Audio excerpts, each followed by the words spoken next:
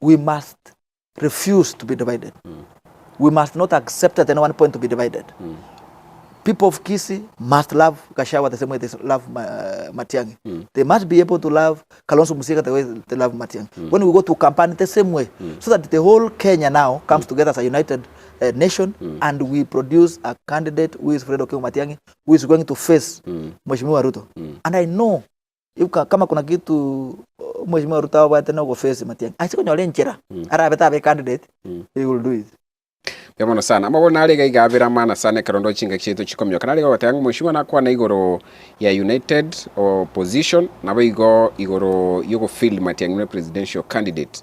Lakini ndeti tuwe about numbers moboli do we have numbers chogo chikoba se negotiation table? We have numbers, we have the strategy, and we have what it takes, and we have the candidate. Number one, we have the best candidate, a candidate that is acceptable across.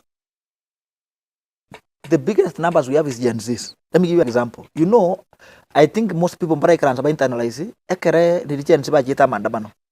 there are statements that were said. We need to reflect and see what they were. Abana abanga ulibajeta mandamano. Eba teretenga ekeretu enge school.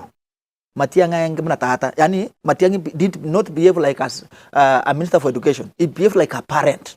He was strict and yet very caring.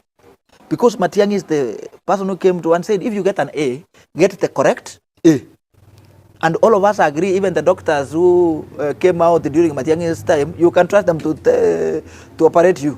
Because we had gotten to a place whereby you will buy a grade.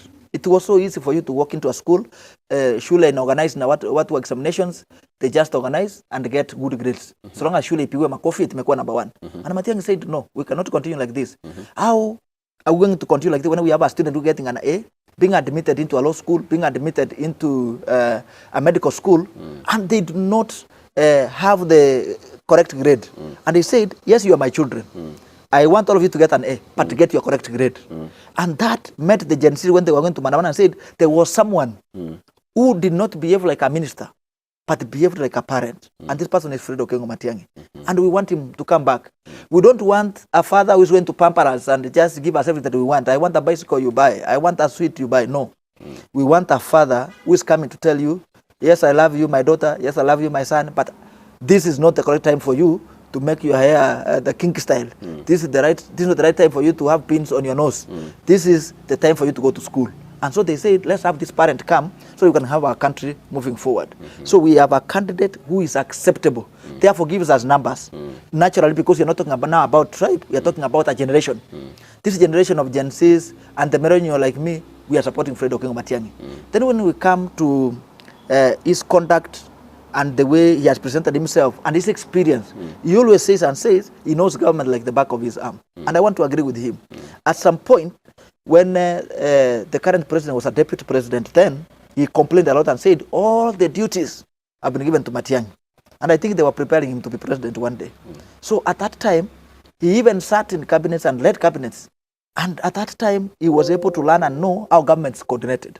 And his biggest strength is coordination of national government. And I'm very sure when he gets an opportunity, he will be able to perform.